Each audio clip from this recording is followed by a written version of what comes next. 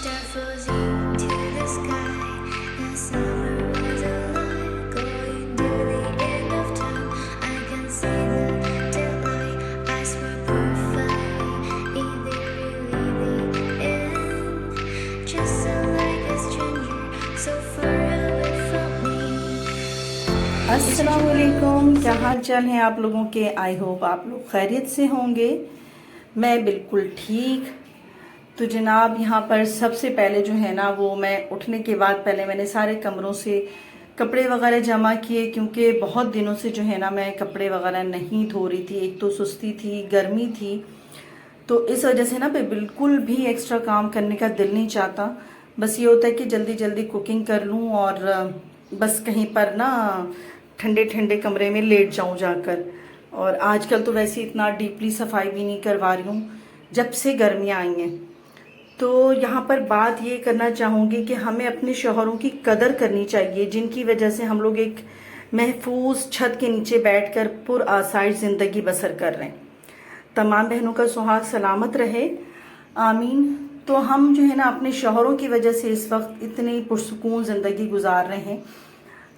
मुझे ये एहसास उस वक्त हुआ कि जब मैं काम कर रही होती हूँ और गर्मी लग रही होती है, तो उस वक्त मुझे इतना एहसास होता है कि हम तो फिर भी अपने घर में हैं, अपनी छत के नीचे हैं, ठंडे ठंडे कमरों में बैठ के आराम से टीवी देख रहे होते हैं। थोड़ी देर कुकिंग कर लिया, थोड़ा सा काम कर लिया। तो लेकिन जो ये हमारे शौहर हैं, मर्द हजरात हैं, बेटे हैं, लड़के हैं, ये लोग जब बाहर निकलते हैं तो हर चीज़ फेस कर रहे होते हैं। लाइक गर्मी, सर्दी, मौसम की सख्तियां बर्दाश्त कर रहे होते हैं।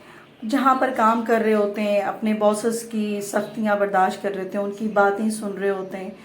तो ये तो एक अलग चीज़ है, लेकिन हम लोग कितने सुकून से हैं यहाँ पर, आराम से हैं, किसी की बातें नहीं सुननी पड़ रही हैं। अपने घर में आराम से खाना बना रहे हैं, खा रहे हैं, सारे वक्त मौज कर रहे हैं। जब दिल चाह रहा है हमने मतलब आराम कर लिया, जब दिल चाहा उठ गए।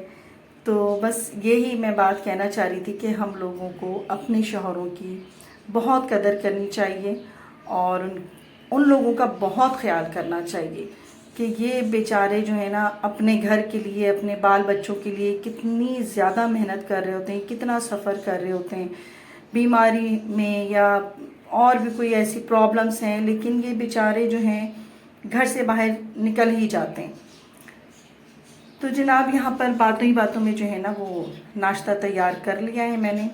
और आज जो है नाश्ते में मेरे पास गुड़म्मा है, जो मैंने पिछली रात ही बनाया था। तो ऐसे इसकी रेसिपी मैं नहीं दे सकी अब तक, क्योंकि जब से केरियाँ आई हैं ना तो मैंने बहुत सारे डिशेस बनाई हैं। और केरियाँ आने के बाद वाकई ये जब ये बात कहते हैं ना कि आम जो है फलों का बादशाह है, तो मेरे ख्याल में केरी भी जो है ना वो कुछ बादशाह से कम नहीं है, क्योंकि इसकी इतनी डिशेस बनती हैं। मैंने तो खैर बहुत सारी बनाई हैं, लाइक इसमें शरबत है, कुचला बनाया, चटनियाँ तरह तरह की बनती हैं, तरह तरह के मुरब्बे हैं। और ये जो गुड़म्मा जिसके साथ मैं भी नाश्ता कर रही हूँ, ये मुझे बहुत ज़्यादा पसंद है। और मुझे क्या, मेरे घर वालों को सबको बहुत पसंद है पराठों के साथ इसका नाश्ता। मेरी खाला को भी बहुत पसंद है, मैंने उनको भी दिया था, तो मेरी खाला को भी ये बहुत पसंद है। तो यहाँ पर जो है ना नाश्ता कर लिया है मैंने। तो मैं अपना काम कर रही थी और क्योंकि मशीन ऑटोमेटिक है तो उसने भी अपना काम कर लिया और कपड़े धुल गए थे, तो मैंने कहा चलो मैं इनको डाल कर भी आ जाती हूँ। तो थर्ड फ्लोर पे डालना होता है, तो इसलिए जो है ना मैं काफ़ी मुशक्क़त करके ऊपर चढ़ रही थी। तो मैंने कपड़े फैला दिए हैं। और आज थर्सडे है तो मैं जुमेरात को खीर बनाती हूँ, हर जुमेरात को, और न्याज देकर जो है मैं बच्चों को खिला देती हूँ, बांट देती हूँ। ऐसा अगर जिनके घरों में बच्चे होते हैं मैं वहाँ पर खीर भेज देती हूँ। तो यहाँ खीर के साथ साथ जो है ना मैं शाम के लिए कोफ्ते भी बना रही थी। और यहाँ पर जो है वो सब्जियों की दुकान खुल गई है और मैंने केरी भी मंगा ली है। और साथ मैंने कहा था कि आज मैं केरी के जो है खट्टी मीठी अचार जो होती है ना वो बनाऊंगी। मैं इंतज़ार कर रही थी कि जब तक ना केरियों में गुठली आ जाए ना, जब वो थोड़ी सी हार्ड हो जाए तो ही मैं ये वाले अचार बनाऊंगी। तो बाज़ औक़ात किचन में जब मैं काम कर रही होती हूँ ना, तो मेरा दिल चाहता है कि मेरे कोई 2 हाथ नहीं 4 हाथ होने चाहिए, या इससे ज़्यादा भी हो जाए ना तो फिर मुझे फ़र्क नहीं पड़ेगा, क्योंकि वो एट ए टाइम इतने काम कर रही होती हूँ ना कि इधर भी देखना है, खीर भी बनाना है, साथ में कोफ्ते भी चढ़ाना है, साथ में मुझे अचार की भी तैयारी करनी है। तो हम लोग भी जो है ना वो घर में काम कर कर के इतने एक्सपर्ट हो चुके होते हैं कि कभी ऐसा नहीं हुआ कि खीर बना रही हूँ तो उसके अंदर मैंने प्याज डाल दिया और कोफ्तों में मैंने खीर के लिए मिठास के लिए चीनी डाल दी है। तो बस सब जो है ना अपनी अपनी जगह पे एक्सपर्ट होते हैं, और हम लोग तो कुकिंग कर कर के, मैं तो कुछ ज़्यादा ही एक्सपर्ट हो गई हूँ। तो काफ़ी अरसे से कर रहे हैं ना, वो बचपन से ही देखा, पहले अपनी अम्मी को करते हुए, फिर साथ अम्मी का हाथ बटाने लग गई, फिर जब बड़े हो गए तो खुद ही करने लग गए, और अब तो माशाल्लाह अपना घर भी संभाल रहे हैं। तो लड़कियां जो है ना वो इसी तरह की होती हैं, वो देख देख कर ही सीख लेती हैं। एज सच कोई ट्रेनिंग लेने की ज़रूरत नहीं है, जो कि मेरा कहना है कि हम घरों में ही अपनी अम्मियों को, अपनी जो भी अगर कोई फिगर हैं, नानी हैं, दादी हैं, खाला पुप्पियाँ, उन लोगों को इस तरह से ना काम करते हुए देख के हम लोग खुद ही सीख जाते हैं।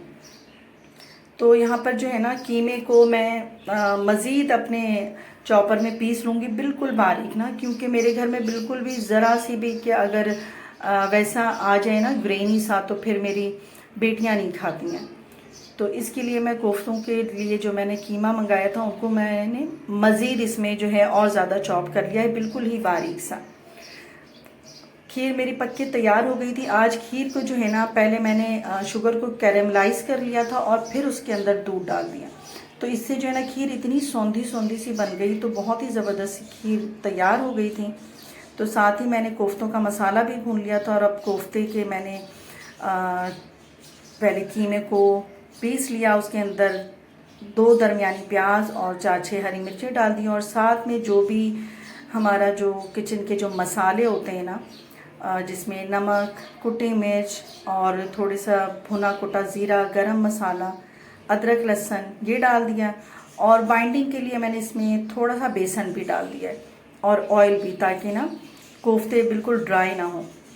तो यहाँ पे मैंने इनके गोलियाँ बना ली हैं, और साथ में इनको जो है थोड़ा सा दम दे दिया है। और एक साइड पे जो है मसाला भी मैंने तैयार कर लिया था कोफ्तों का, जिसको प्याज ब्राउन करके पहले उन्हें पीस लिया, और साथ में अदरक लहसुन और वही जो इंग्रेडिएंट होते हैं हमारे मसाले, वो डाल के भून भान के मैंने फिर इनके अंदर कोफ्ते भी जो हैं वो डाल दिए। तो यहाँ पर बस लास्ट मोमेंट पे मैं ये करूँगी, थोड़े से दम देने के बाद ना, कि 2 अदद टमाटर जो हैं उनको भी मैं पीस कर डाल दूँगी। अच्छा, यहाँ पर ये होता है ना, बाज़ औक़ात मैंने देखा है कि ना ये टमाटरों को ना वैसे ही काट के भी डाल देते हैं, लेकिन इनसे मैंने टेस्ट में ना काफ़ी डिफरेंट हो जाता है अगर पीस के डालें तो। साबित डालने वाले जो है ना वो टमाटर वैसे ही होते हैं, और वो गलते भी नहीं है ना इतना, तो मुझे नहीं अच्छा लगता, तो मैं इनको पीस कर ही डाल देती हूँ। अगर दही मौजूद है तो दही भी डाल दें, तो टेस्ट और ज़्यादा अच्छा हो जाता है कोफ्तों का। तो ये जो मेरे कोफ्ते हैं मैं ये बनाती हूँ, तो जो मेरी भावा जो उन्हें बहुत पसंद है, और वो बहुत तारीफ़ करती हैं कि आपके कोफ्ते बहुत ही ज़्यादा अच्छे लगते हैं।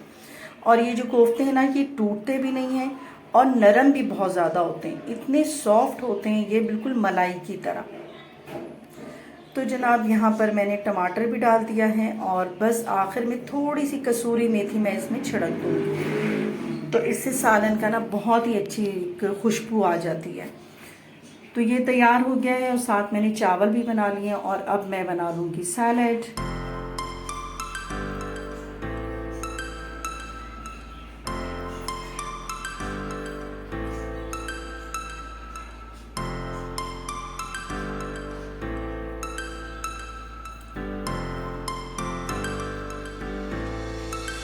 Mr. Frozen to the sky, the summer was alive, going to the end of time. मेरे पास सेब भी रखे हुए थे जो थोड़े थोड़े ना ख़राब होने लग गए थे, तो मैंने ना इस वक्त सैलेड में सेब को भी डाल दिया है। तो ये इतने अच्छे सैलेड बन जाते हैं, प्याज, खीरा, टमाटर, और टमाटर के जो वो अंदर वाला जो गूदा होता है ना वो मैं निकाल देती हूँ सैलेड में, तो इससे ना मुझे अच्छा लगता है। और इस वक्त सेब भी डाल दिया, काली मिर्च और लेमन इसके अंदर स्क्वीज़ कर दिया है थोड़े से नमक के साथ। तो ये सैलेड अगर इसी तरह भी खा लें ना दोपहर में, तो ये बहुत ही अच्छा लगता है और बहुत हेल्दी भी है। तो आजकल वैसे ही इतनी गर्मियां हैं कि हमें जो है ना ये हरी चीज़ें ज़्यादा खानी चाहिए, लाइक सैलड, खीरा और भी जो भी होते हैं, सलाद के पत्ते हैं, तो इन चीज़ों को ना ज़्यादा से ज़्यादा खाना चाहिए। तो अब मैं स्टार्ट करूँगी जो आज मैं एक बना रही हूँ, केरियों की खट्टी मीठी अचार। तो वैसे तो अचार जो है हमेशा ही खट्टा होता है, लेकिन इसमें मीठे का अंसर भी होगा और ये बहुत ही मज़ेदार बनती हैं। और मुझे आई एम श्योर कि ना ऐसा मतलब नहीं खाया होगा किसी ने, बहुत ही ज़बरदस्त है। तो यहाँ पे मसालों में मैंने ये 4 चम्मच ज़ीरा लिया है और इसी चम्मच से 8 चम्मच जो है वो मैंने सौंफ ले लिया है और 3 चम्मच साबुत धनिया है और मेथी है। तो इनको जो है ना मैं ये ड्राई रोस्ट कर लूँगी बहुत धीमी आंच पर। तो ये अचार का मसाला जो है ना मैं ये घर पर ही बना रही हूँ, उमूमन रेडीमेड भी आता है, तो आज मैंने सोचा कि मैं घर पर ही बना लूँ, उसकी बात ही और होती है। और दूसरे पैन में जो है ना ये गुड़ है तकरीबन आधा किलो और मेरे पास केरियाँ हैं 1 किलो। तो यहाँ पर गुड़ में मैं थोड़ा सा पानी डाल के इनको मेल्ट होने के लिए छोड़ दूँगी। तो ये गुड़ के साथ बनती हैं, इतनी मज़ेदार, इतनी लजीज कि मेरी बेटी कब से फरमाइश कर रही थी कि मम्मी आप ये बना दें। तो आज मैंने बस यही सोच लिया कि आज मैंने यही बनाना है। यहाँ पर जो मसाला मैंने ड्राई रोस्ट कर लिया और उनको मैंने बहुत बारीक, मतलब बहुत ज़्यादा बारीक भी ना हो, दरदरा हो, उनको पीस लिया और उसमें मैंने कलौंजी डाल दी है 3 से 4 चम्मच और मेरे पास जो है वो मस्टर्ड सीड्स जो हैं वो पिसी हुई थी, तो मैंने उसमें भी 3 से 4 चम्मच उस पाउडर में डाल दिया है। अच्छा जी, इस साइड मैंने ये किया कि जो गुड़ मैंने मेल्ट होने के लिए रखा था ना, उसमें मैंने अदरक लहसुन 1 चम्मच जो है ना भर के डाल दिया उसके अंदर। और केरियों को मैं छील चुकी हूँ अच्छी तरीके से। तो करना ये कि केरियों में ना बीच में कट्स लगा दें फोक की मदद से या छुरियों की मदद से।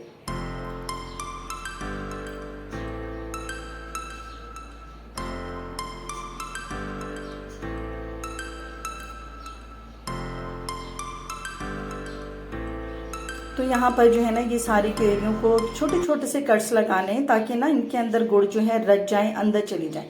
तो बस इसके करने के बाद जो गुड़ तैयार हो चुका है मेरा, मैं इसमें केरियाँ डाल दूँगी और केरियाँ डालने के बाद जो मेरा ये मसाला जो मैंने अभी अचार का तैयार किया था वो डाल दूँगी, तकरीबन 3-4 चम्मच भर के ना। तो ये जो अचार का मसाला तैयार किया है ये मज़ीद अभी अगर हम अचार भी डालते हैं तो उसमें भी काम आ जाएगा और अगर अचार गोश्त बनाते हैं तो उसमें भी ये काम आ जाएगा, सिर्फ उसमें लेमन डालना पड़ेगा। और यहाँ पर जो है मैं इसमें 1 चम्मच ही भर के जो है काली नमक भी डाल दूंगी, उससे टेस्ट जो है ना वो शुगर का या जो भी हमने गुड़ डाला है ना उसका बहुत ज़्यादा इन्हांस हो जाएगा। तो यहाँ ये भी डाल दूंगी और सारी चीज़ों के बाद मैं इसको कवर करके रख दूंगी। तो ये जो केरियाँ हैं ना वो अपना पानी खुद रिलीज़ करेंगी और उसी के अंदर ये गल जाएंगी और ये फटाफट से एक तैयार हो जाएगी। लेकिन आज मैंने फटाफट गलत कह दिया क्योंकि ये टाइम लेती हैं। जो कुछ अच्छी चीज़ें होती हैं ना तो उनमें टेस्ट भी आता है तो टाइम भी बहुत ज़्यादा लेते हैं। तो ये चीज़ें ऐसी होती हैं कि ज़रा टाइम कंज्यूमिंग है इसमें छीलना, काटना, भूनना। तो जनाब यहाँ पर जो है ये मेरा तैयार हो रहा है। अगर मेरी ये वीडियो आप लोगों को पसंद आए तो ज़रूर लाइक कीजिएगा, शेयर कीजिएगा और सब्सक्राइब कीजिएगा। और जब मैं कोई चीज़ बनाती हूँ तो ज़रूर उसके बारे में कमेंट सेक्शन में जो है ना आप लोग कमेंट कर दिया करें, बता दिया करें कि मेरी ये चीज़ कैसी लगी। अगर आप लोगों ने इसको ट्राई किया है तो वो आप लोगों को कैसा लगा, क्योंकि जब मैं इतनी मेहनत करती हूँ तो अगर आप लोग 1 लाइक भी कर देंगे तो ये मेरे लिए अच्छा हो जाएगा।